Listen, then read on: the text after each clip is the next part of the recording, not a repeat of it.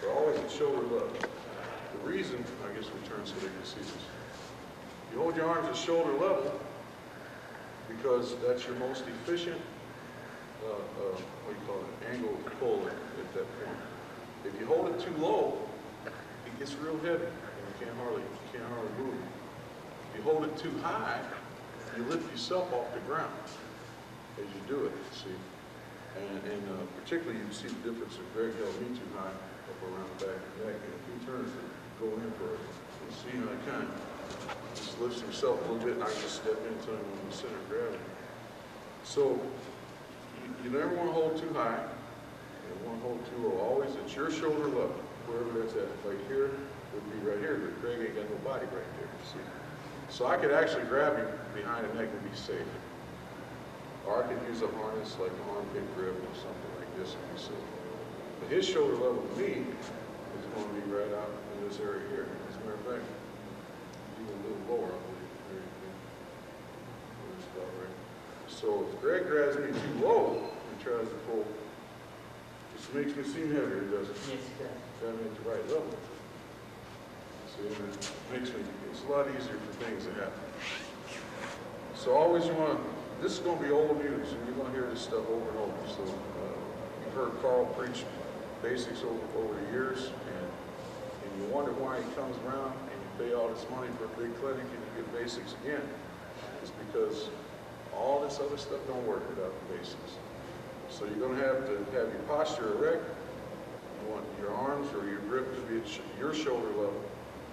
And you also want to be sure you're on the balls of your feet. And not just because I said so, because if a guy's on the balls of his feet, you have to, if you're going to throw him backwards, then you got to knock him back on his heels and then knock him over his heels. This takes a lot longer than if he was already on his heels, you see. So as you as a player, if you find yourself on your heels, you're susceptible to being thrown backwards quickly and easily. You're also susceptible to a knee injury. With being on the balls of your foot, your knee is just slightly bent. It's hard to see through the baggy trousers there, but if you each stand on the ball of your feet, you feel your knees spin just enough that you got a little spring, it gives you a chance to move without getting hurt. That's one of the basic things, because if you bend over jiggy tie. Bend over in this jiggy tie position, you're going to see a lot of this, maybe not this drastic, maybe even more drastic in some cases. What happens is the moment you bend over, your center of gravity comes out in front of you. And now the Tory does not have to get in as close to you to throw you as if you were upright. Your center of gravity is between your hips. So the reason we have all this now is because of safety for the knees. We have also for efficiency, that you don't lift yourself off the ground, make yourself lighter. Don't grab too low and make him harder to move. Because if you grab in the wrong place, you try to move your opponent, he's difficult to move. This defeats one of the 3 elements of the throw. And I think I've talked about this before. Does anybody here besides Greg know 3 elements? And you stay out of it too, Nick. Y'all know the 3 elements? What are they? Kazushi, Sakuri, and Kake. Well, you know, that's good. Yes, That's sir. impressive. That was passed in your black belt competition thing. Do you know where Kazushi starts and ends? Oh, so you're not an instructor yet. Different places. No, it all has a definite start and stopping point. So we can simplify this. We're going to take Kazushi and all this and break it into basic English. Your first thing is the off balance. Off balance is created. It begins at the point when you do something that would cause your opponent to take a step that he would not normally have taken to give you a moment of time to gain entry. So the way you could do that is simply by, there's a lot of ways. One way might be pull his shoulder out in front of him, and then he has to eventually take a step to catch up under his weight. Another way might be to attack his foot and that causes him to lift up and move away. When he does, he's doing something. This here is where Kazushi begins. When you do something that causes your opponent to take that step, to allow you a moment in time to gain entry to your throw. That's where, and at the time that you start to enter your throw, this is where kazoo stops and the entry begins. The entry would be right here in this particular case because I have my foot on the line for a throw called Tanio Tosh. You love this one, don't you? Or you never experienced Tanio Tosh? Should I hold on? You should be next to me. Tanio Tosh, let's get into the three. Okay, we know there's three positions, the three types of elements of throw is the off balance, which you do something, cause your opponent to take a step that he would not normally have taken to allow you a moment in time to gain entry to a throw. The entry starts at that moment where you started to enter into a throw, and where does the entry stop at? The entry stops at kake, which is the execution portion of the throw. But the way it stops is like this. Let's take something you can see out here real easy, like Harai goes. I'm going to pull him out here like this to cause him to take that step out here. And then I'll step down the line. This kazoo stopped at the moment he took that step. Entry began right here. The entry to the throw ends at the point where I gain control, which would be here, like with Harai goes, okay? Now, at this point, this is where the entry portion of the throw ends and the execution begins. You know where execution portion of the throw, it begins when you got control, right here. This is control. Or if you're doing Kouchi guard, this is control. You know, Ouchi guard, this is control. All right. So how many parts? I mean, when you score a full point throw, does anybody know what requirements are for a full point throw? Control. Speed, power, and control landing largely on the back. 1 square inch, largely upon the back, with force and control. If I'm wrong, check with Martin Bregman. Okay? He might correct me. I'm no match for him in the refereeing, I'll tell you that. Not even in the same world, much less the same ballpark. But I trained with him long enough to know some basics anyway. 1 square inch, largely going the back with force and control. What do you have here? Control. You got control. All you got to do is add the force. All right? So now we've talked about this. Kazoo's beginning when I do this. It ends when this portion of the entry takes place. This portion of entry ends when I gain control. And then the execution begins when he's on his back. Now I notice I said on the line. Does everybody understand? For all the throws in judo, only 3 positions that the supporting foot has to be in. I mean, you got to have your supporting foot going in the direction of the throw. To simplify it, we have what we call across the line. So if he's standing right there, and the line's, who's got the square of that? Somebody needs to look here. There's one right there. Oh, you should. I know this is old, but you're going to get used to it. Because now we're not even going to turn you into judo players. We'll make you where you can teach as well. And you also, the good thing is you can as long as you understand your throw, or understand judo entirely, whether it be grappling or anything, you can evaluate your own problems a lot of times because you understand who it is. Put the ankles across on it. There you go. That's the line for a guy standing still. Of course, he would never be standing still, but just for demonstration purposes. You step in across the line when you step here to throw, say, Osolugari. Like this, right? This is across the line. All right? Now, if I'm taking him and I'm turning him here for Harai Goshi, this is down the line. He's going this way. Down the line is away from his body. Okay? Now, if I say get ready to throw him with the, say, he's a Garuma. Again, I'm getting here, this is called down the line in this position here, all right? And if you're going to throw him, let's see, we covered across the line, we covered on the line. On the line, he's a Garuma, turn the foot towards his body.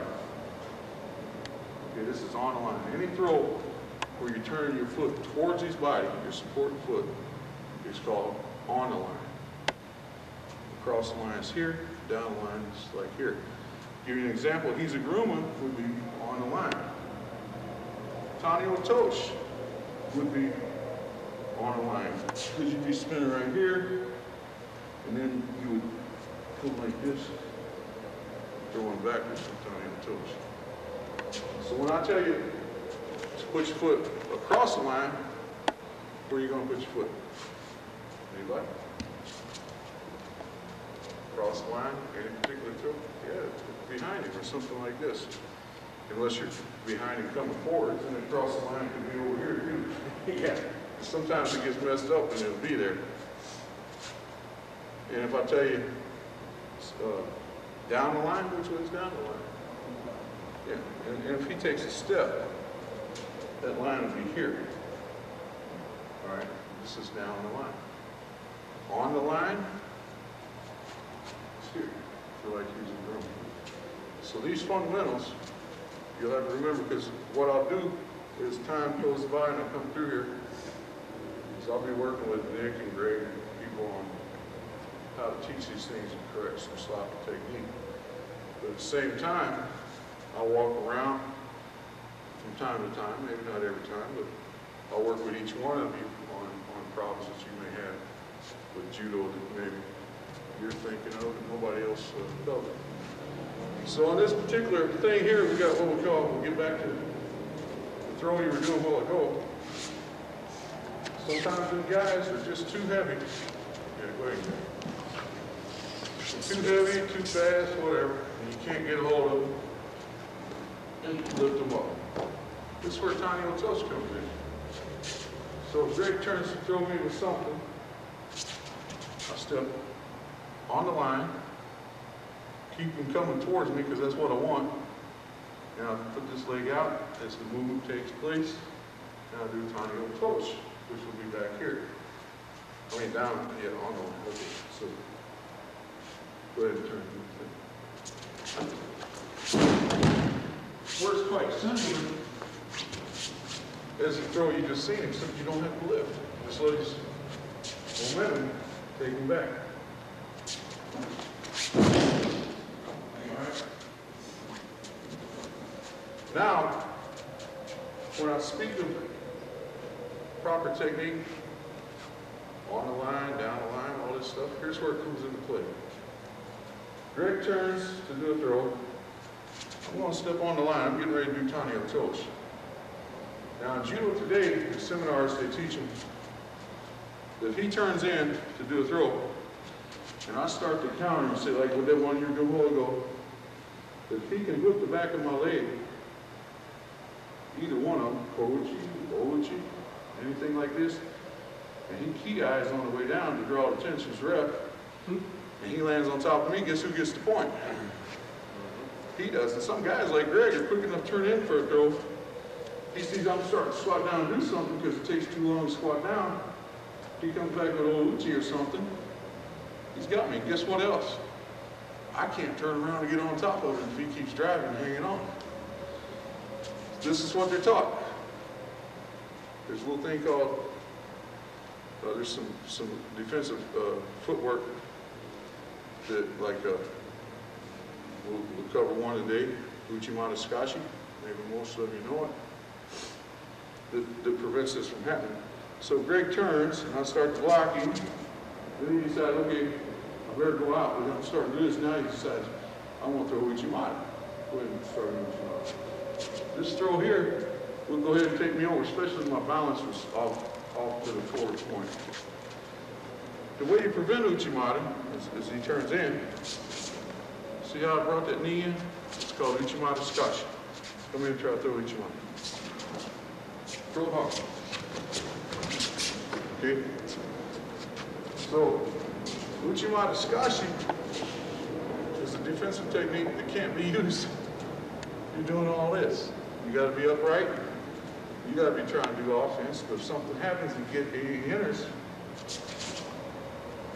all you're doing is doing this. When he comes in, just bring that knee. That's why you won't be on the ball of your foot. You can spin. Try spinning on your heels like that. It slows you down. See? Feel the difference? Yeah. So you're out here, you're light, you're moving. He turns with a throw. Just turn that knee in like that. And that's what we're going to practice is Skashi. But off of this particular throw that we were doing a while ago, remember, the perfect distance, you'll see people today squatting down to do throws way down here. All right? It's all right, caught it.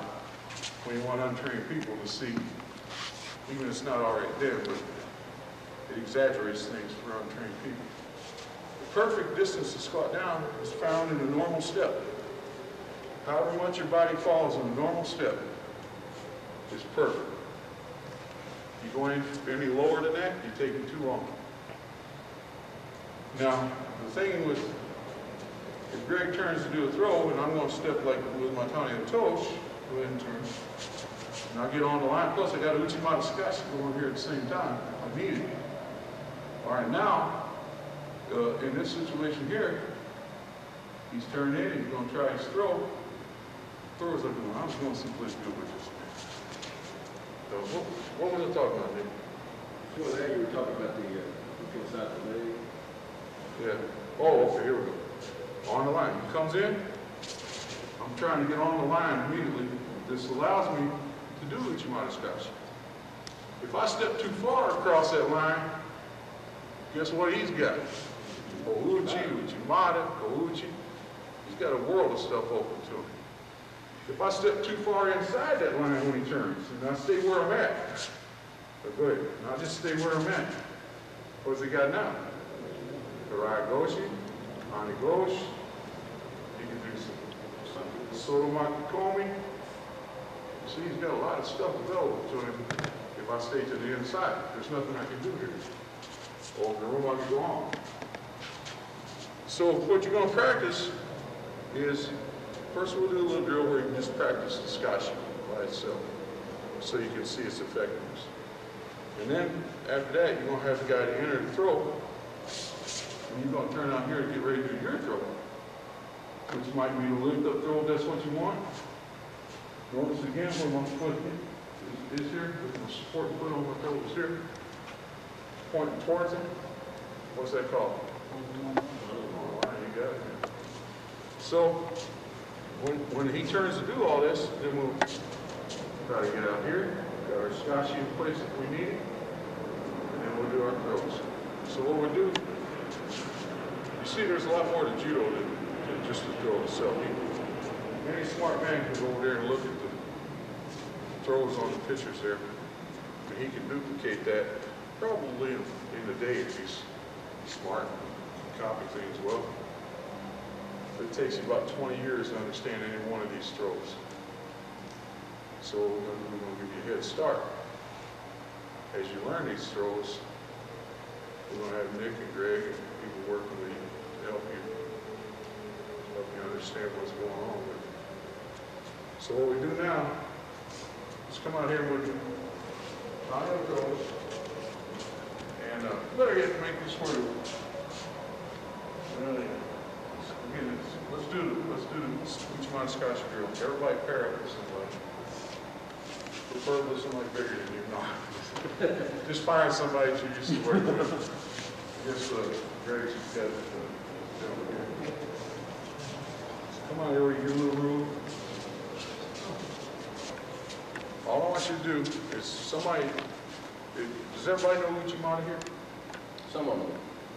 Yeah, I'm glad. Some do, some don't. I'm still working on Uchimata myself. Yeah. Y'all know it. Show me later. They don't know it like that. They've seen it and Okay, Uchimata is thrown a couple of ways. You ready to take a couple falls? Yeah. One way you can throw Uchimata is if the guy's stepping forward, or if he stands still with his feet apart, you can get him to go this way maybe. Uchimata is thrown like this. Now it's not thrown right on his groin. He's just trying to throw on the side of the thigh. If a guy's lighter than you and he steps around this way, Uchimata is thrown here. I'll show you as he steps around. All right. If the guy wants to come forward, he can throw Uchimata here too. All right. What we're going to have you do is I don't want you to throw. I just want you to see an Uchimata entry. Go ahead and enter. Now all I want you to do is he starts to come in with that hip. A lot of people try all this, you know, keeping him away. And they try pushing here, which I do some of that occasionally myself. This is okay, it'll keep him off, but guess what? You expose an arm. In the old days, we used to have standing arm bars, and we used to shoot them. So you don't want to expose them arms. So, and plus you can't enter nothing here yourself if you're holding him.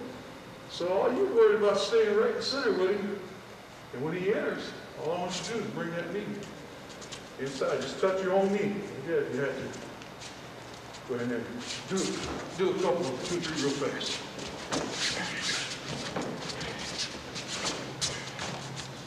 All right. So pair off with your partner, and each one of you take turns. One guy do it one time, the other guy do it the next time. And you don't throw, just do the entry. Mat work, standing work, all of high degree of balance and subtleties and understanding. You'll hear Carl preach a lot of times about 2 hands in one place, you know, in one spot. Anybody here mathematically inclined besides Greg? I know you're probably decent, man. Anybody know what the strongest geometrical force on the face of the earth is? Triangle. You got it. Yeah, he's got it. So if you got 2 hands in one spot, what did you just create? Triangle. This fool ain't coming into you until you're ready to let him in. You know, first thing that comes to you, that's what you want. If he reaches for something, get it with 2 hands. Got a triangle here. At least you got control. I got a little nosebleed going here. At least you got control of something. Now you have a lot of options from here because you can do little weaves in here, like Carl teaches a little weave stuff for again. Forgot the names of all these things. No, the knee whip. He's a groomer. This is great. He's a grooming position right here. Because as you notice, he's already going this way anyway, and all I did was come from here to here. And now all I got to do is step out here on that line. I'm trying to throw you. Prove the point there. Okay, so this kind of stuff here, all these subtleties that we're going to be talking about, and we're going to hound on you. When I'm here, you're going to get dogged out. If you don't understand, you'll understand because I'll teach you. If I don't understand, I'll call Carl up on the phone right now. We'll find out what the answer is. He's always there to help me. I haven't needed it much, but he does help me when I need it. And I got to tell you another thing. If you get a chance, Judo guys ought to team up in a couple of cars or something and run down there about every 3 months or so and get permission ahead of time. And you can call Nick and set it up. Where you can just come into his class and get the old man to teach a lesson. You see him teach Aikido. Many of y'all do Aikido. How many of you, I know most of y'all probably do Aikido. He's awesome. If you really want to see something awesome, you see what I'm teaching is going to be more than you'll ever see at any seminar out here. And then, when you get a hold of this old man, he starts teaching Judo. It gets so deep you can't believe it, man. I mean, it's like, it's incredible, man, to see him teach Judo. And so, therefore, all I'm going to say is I'm going to help you with what I can. I'll show you a lot of stuff that's going to be pretty neat. And you don't have to stay athletically conditioned enough to play the game. But you don't want to do that out here. You don't want to come out here and do 50 push-ups before class. That should have been done before you got here. Because I guarantee every one of you that's here right now, including myself, we have so much to learn about Judo, it's incredible. And that old man's down there in Houston, ready to teach us. know, we can either go down there on trips or come up here, have him flying up here once in a while. But you will be amazed. I'm telling you right now. And to see him teach it, he'll take something that I'm teaching and just add to it. It'd be tremendous, you know. So you ought to look at that. The way we used to do it when we traveled somewhere, we'd all pile into one car or go rent one of the vans and chip in and rent that, and we'd all ride somewhere. And then when we had to get a motel, we had to do that. We'd rent one big room, and we'd wheel in some beds and cots and sleeping bags and whatever. We'd have 5 or 6, 7 judo players in the same room, sleeping on the floor, using the same shower. It'd be nasty, but but you know, at least we got there. And this was in a time when I didn't have any money at all, so, and neither did any of the rest of us. So you know, it can be done if you have the will. It's easy to say I'm not going to be able to make it to Houston. I work weekends. Pick another couple of guys that work on the weekends too, and y'all pick a weekday that you're all can head down there, or get the old man to come up here or whatever. And you'll be just I can't even begin to tell you how much you got to add to anything that I teach. And I'm not saying it's just out of a rank thing and whatever, because believe me, it's not an issue with me. The old man is just incredible. So what we're going to do here today, open your eyes up to the fact that if you step too far when that guy turns in, he's going to toast you. He's trained to toast you. By hooking your leg, doing koji, whatever. So you can't stay too far inside of it, you can't stay too far outside. You got to stay square. When he comes around, you're going to try to get on that line. Today we'll work on Tanio Toshi Miss. Then the next time I'm in, we'll do some mat work. This is where a lot of different triangles are going to come into effect. And you'll see ways to really defeat a guy just setting up multiple triangles and things. So we'll try to alternate a little standard work, a little mat work, and standard work each time we're in like that. So today, I had y'all practice the Scotchy drill so you can be aware, you use it when you need it, and then it's there. But for now, let's just practice the Tanio Toshi. He comes in for a throw, it's a good way. You could actually step out here and do it yourself, you know, or pull him around this way and throw him with Tanio Toshi here. But say that in this case, he's coming in for a throw. He comes in, you're gonna do this and keep him going right here. Just throw that way. I'll do it then. You can start out, everybody line up, and we'll do the same line. Everybody gets started. And then you want to get up quicker than I just got up, so the next guy can go. Go. And you cover down line, cross line, with all that. Let's see. Yeah, it's a really good idea. It's all leading off of this stuff. I guess you'll have to catch it next time. But no, judo is a very amazing sport. And, it requires a great deal of physical condition and not bullshit yourself. If you don't have it and you're serious about judo, go get it. You know, you're going to need it. Every bit of it you can get like a pro athlete. As a matter of fact, if you know where the pro ball players are working out, it wouldn't be a bad idea to hang out with them for a while. Because you're going to need all of that. And then, when you're in this class, you need all the time you can get doing judo. You don't need to be here doing push-ups and sit-ups in here, or anything that's quite similar to it. All it's got to be good hardcore judo. Okay, that basically covers what we were working on there last week. It shows you that the Scotchy is available. It's available both left and right side. It's available if the guy is doing any type of throw where he's turning his back to you. So what does that tell you? It's not a good idea to turn your back to them either, you know. And, best way to learn judo without turning your back to them is to learn ashiwaza, foot and leg techniques. You learn those things, you'll turn your back when you just got him standing out there where he can't get off of one foot. That's another thing we do. We're walking around with a judo player out here. We're not just walking around at random. What I'm trying to do with Nick or Greg here is I'm trying to get him to stay on that one foot longer than his subconscious told him to be there. He's been walking all his life. Every time he walks forward or backwards, his subconscious tells him, okay, this is normal, man. I can handle this, right? For this speed and this stuff, what I'm doing right now, this is the perfect step for Greg to start taking.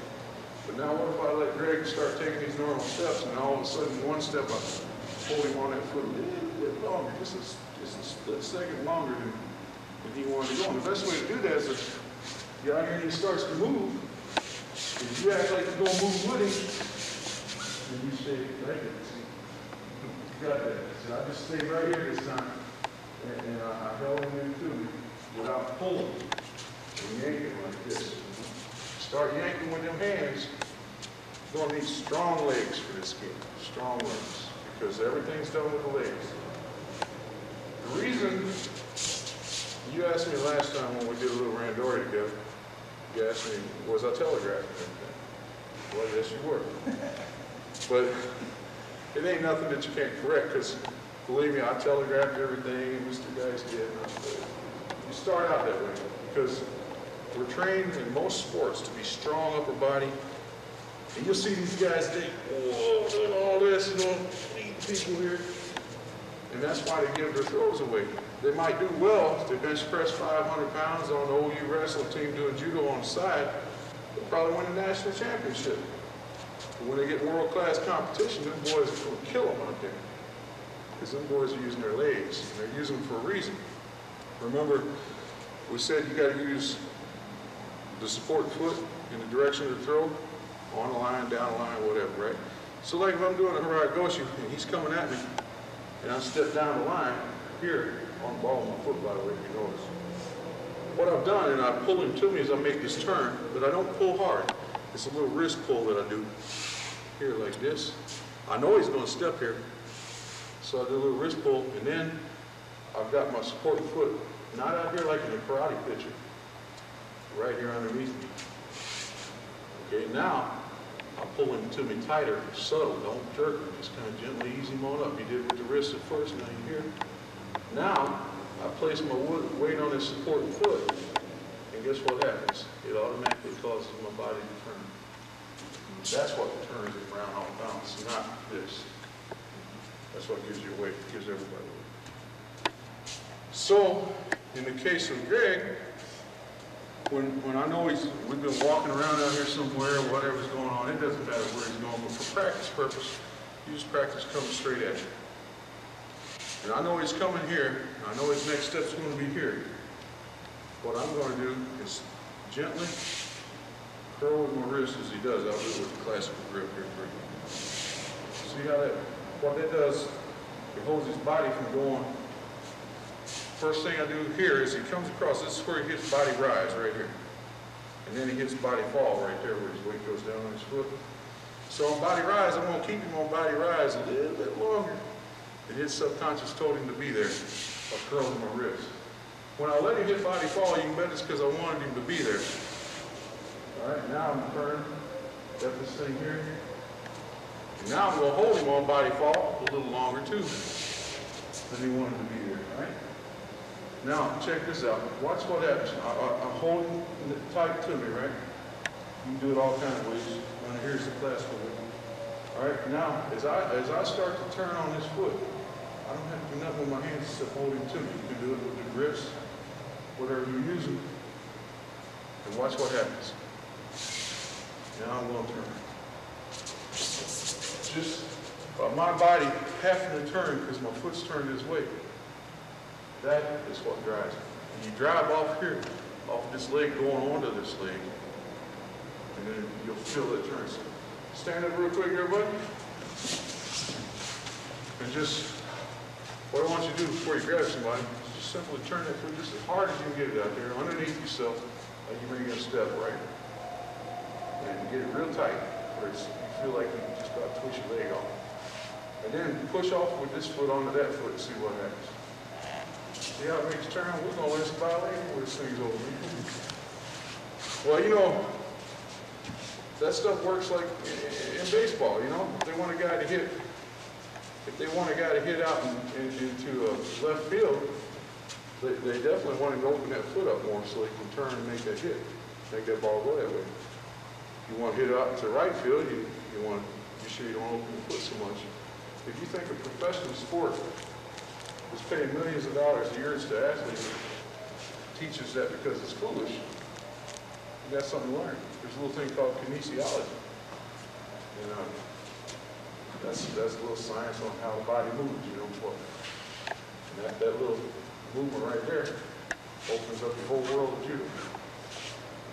And that can be done going either way. You can do it down the line as well. You got down the line, you got on the line, turn here like you're going to do Kizaguruma to the left side, and see what happens when you put yourself on your foot.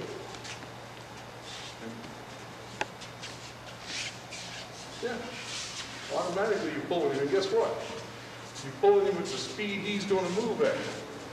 You're not pulling him faster, because if you pull faster, you telegraph that your move already went there. You see what I mean? Just imagine, you jerk on some guy because you're faster than he is. Well now, he ain't moved yet. His body ain't moved. Guess what? He knows where I'm going. If you move too slow, he's going to do whatever he wants to do. But if you move at his right speed, matching the speed, and matching the steps, and putting your support foot where it's supposed to go, it'll subtly turn and you won't know what's coming on. So what you can do to practice that is to take any one of your particular throws, forward throw that, you know, use any of them that you like. I recommend, you know, Karate Dojo because I like it so well. Big forward throw, but the guy step forward at you. Step down the line with the forward throw where your foot's going. Hold it till you gently curl up with your wrist first. Curl with your wrist as you get ready to go. Then roll him up, hold him in. And when he comes down on body fall, just lift that body. Don't try to throw it. Just feel that body take him off balance. You know? To show everybody I'll do with everybody, let's see what I'm trying to feel for him. Greg already knows he's going to do this. It's all you do. Just feel that off balance. Next guy can don't need you to throw it. Just need you to feel me doing this. Feel that? You think if I put a little something in there, it'll work, huh? Feel that? Feel that? There's no power. There's no power at all. That's just turning and going with you at the speed you're going.